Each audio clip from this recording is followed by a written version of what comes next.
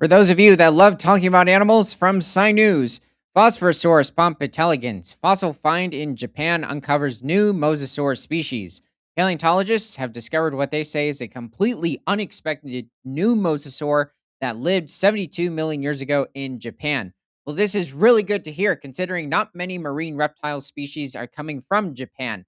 And however, despite the great discovery, Phosphorosaurus has been discovered over in Belgium, but that was back in the 1880s and referring to another species.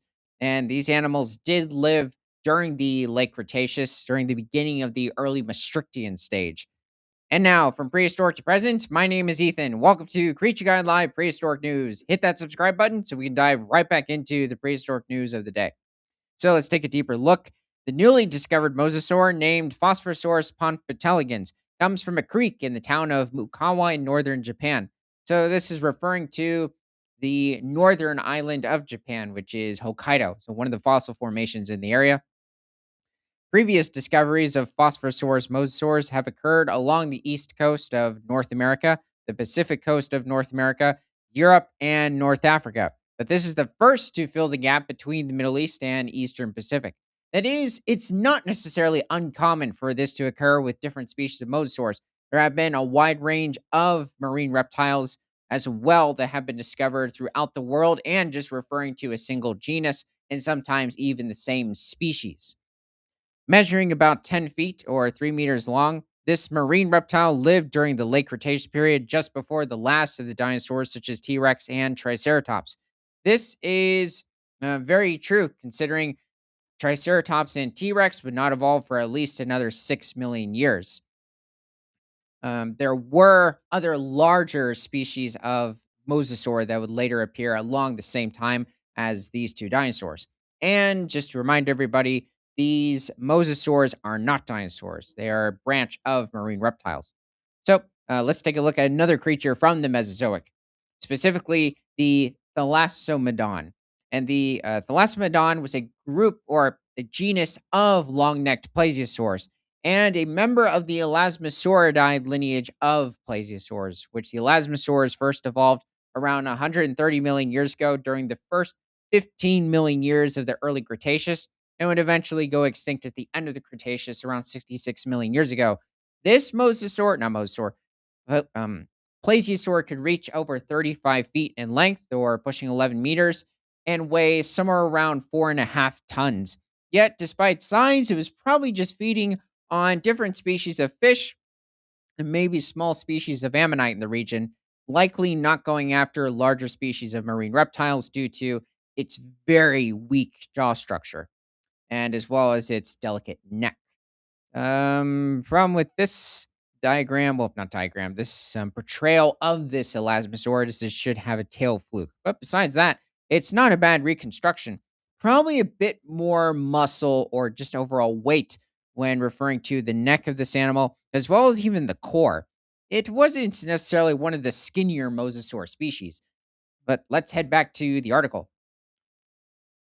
The paleontologists determined that this small dinosaur had binocular vision. Its eyes were on the front of the face, providing depth perception. This is important to note considering many species of predatory marine reptile had peripheral vision or seeing better off to the sides as well as behind the animal, not so much in front of it. So, this is good to see with this mosasaur.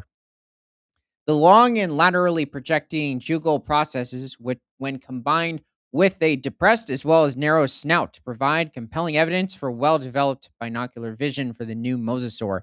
With BFOV, an estimated binocular field of view, of 35 degrees. Not sure at the moment what that still refers to. It's definitely pointing to some amount in front of the animal in terms of direction. Wow, this is the skull that came out of the ground? This is very intact. Look at those teeth. Perfect.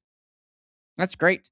It's very likely that these animals, just like crocodiles and sharks, as well as even the dinosaurs themselves, would have constantly shed their teeth and replaced them throughout their whole life. The forward facing eyes on Phosphorosaurus ponpetelegans provide depth perception to vision, and it's common in birds of prey and other predatory mammals that dwell among us today.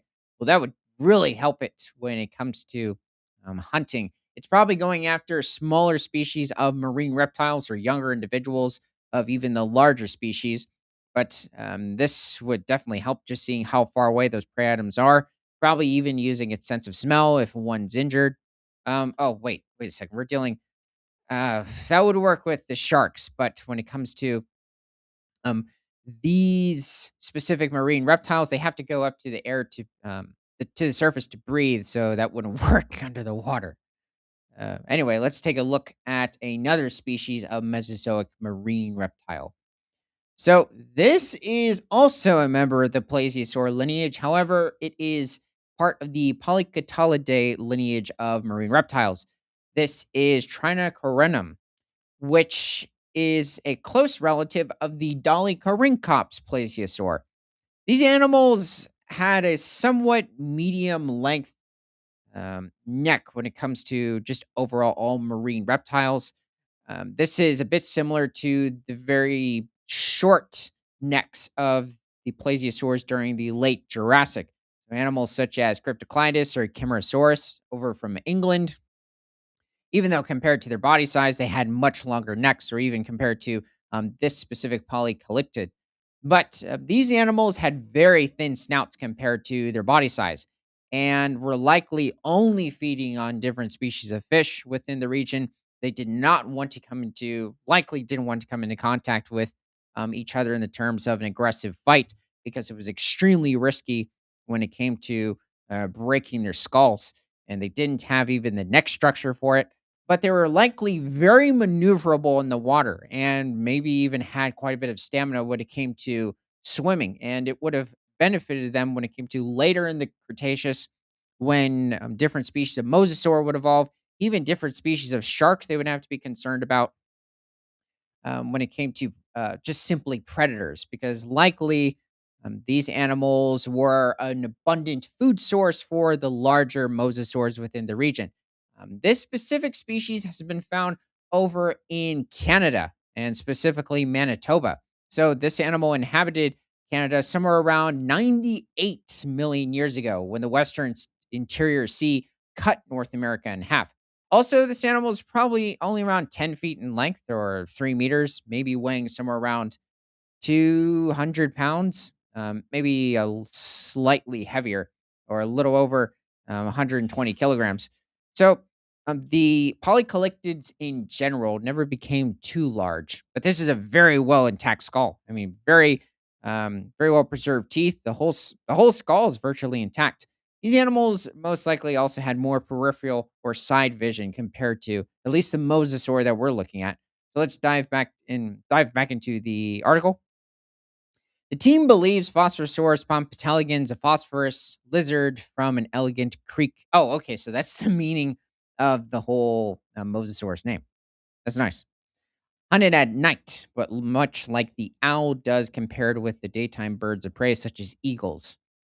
Binocular vision in nocturnal animals doubles the number of photoreceptors to detect light. And much like owls with their very large eyes to power those light receptors, the smaller mosasaur revealed very large eye sockets. So, this isn't unique to this specific species of mosasaur. This also has occurred on other species, such as the Pliatocarpid lineage of mosasaurs, such as Pliatocarpus. It was around the same size as this specific species of Phosphorosaurus, maybe reaching around 8 feet or maybe 2.6 meters, and was also likely feeding on different species of fish and maybe smaller ammonites. Also, had quite large brains compared to its body size, but they also had large eye sockets. You look at different species of ichthyosaurs from the Jurassic, Triassic, as well as the early Cretaceous. They even had many times large eye sockets. But mosasaurs, it would vary depending on the species. It's not so common in the predatory pliosaurs from the Jurassic and the early Cretaceous. The binocular vision. Okay, I already went over that. Let's take a look at somebody else. So this is actually an early relative of the large mosasaurs, as well as um, the Phosphorosaurus himself. This is Angulatosaurus, which existed in Kansas around maybe 93 million years ago. Oh, wait. I clicked on the wrong picture. This is him. He was not much more than 3 to 4 feet in length. He was a very small creature and almost had a bit of a crocodile monitor sort of body structure to him. So, this animal was largely aquatic. Many of the ancestors of even this specific species of mosasaur were terrestrial and practically their own version of lizards.